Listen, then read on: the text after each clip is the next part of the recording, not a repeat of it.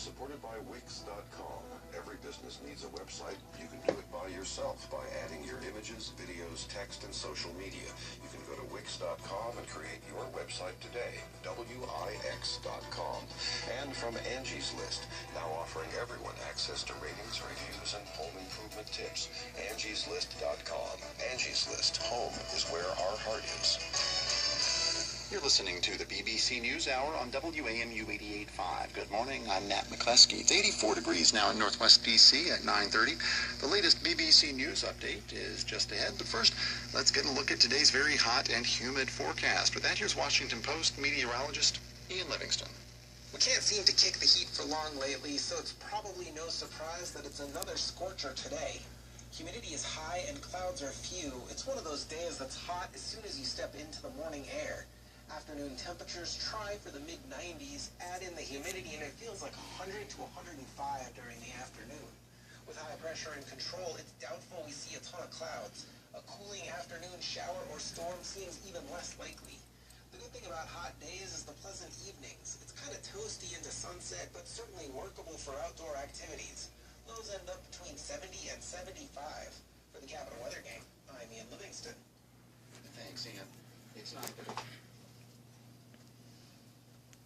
BBC News with David Austin. Thousands of civilians have begun to move out of a suburb of the Syrian capital Damascus after living under government siege for years. The evacuation from Daraa follows a deal between the government and rebel groups.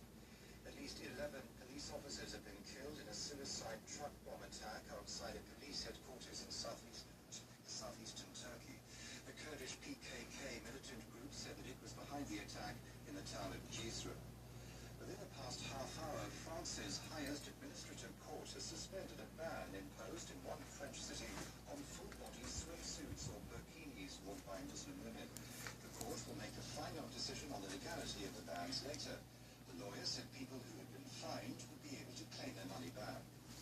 A United Nations Committee on Tackling Racism said it's deeply concerned by a rise in hate crime in the United Kingdom during and immediately after the referendum on leaving the European Union. It says the Brexit campaign was marked by anti-immigrant and xenophobic rhetoric, which leading politicians failed to condemn. Police in Zimbabwe have used tear gas, water cannon and batons to try to disperse opposition supporters who've gathered for what they call a mega demonstration in the capital Harare. The protesters are calling for electoral reform. Nigeria's main Christian group has accused the U.S. Secretary of State, John Kerry, of fueling ethnic and religious divisions during his recent visit to the country. The Christian Association of Nigeria said Mr. Kerry had acted in a divisive and discriminatory way by visiting the Muslim north of the country. Police in India have launched a murder investigation into the death of a woman whose boyfriend says she was the victim of a so-called honor killing. A video of the woman, Soni Qureshi, has emerged on social media, saying she feared for her life because she'd fallen in love against her family's wishes.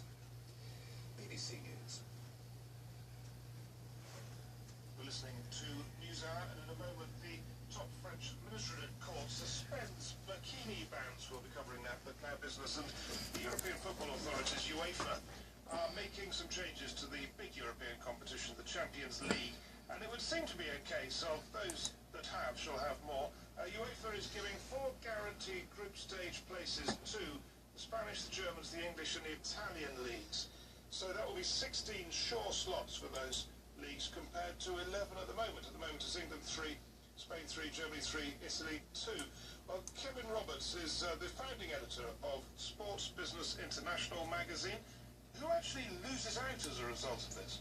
It's actually difficult to see exactly who loses out financially, simply because there's an expectation that the pool of money will grow significantly from the 3.2 billion that the Champions League generates at the moment, of which 1.3 billion, this is euros, are distributed among the clubs. The big clubs have got together and started rattling sabres, talking about a breakaway. It seemed, according to reports in the Financial Times and elsewhere, to be backed by Dalian Wanda, the massive Chinese conglomerate which has been throwing money around sport. What would a breakaway look like?